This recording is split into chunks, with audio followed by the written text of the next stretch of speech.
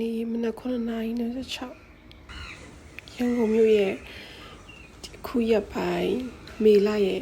ရာသီဥတုလေးဖြစ်ပါတယ်ရန်ကုန်လာပါတယ်မြို့မိုင်းပြီးအေးလေးနဲ့ရဲနေလို့ကောင်းပါတယ်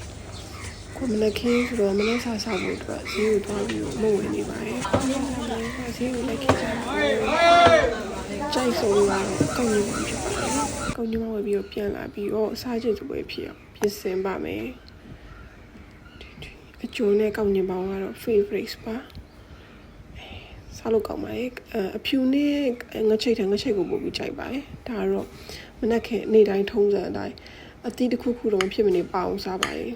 မပြောသည်ကိုစားချင်ပွဲဖြစ်အောင်ပြင်ဆင်နေတာပါစားကြပါဦး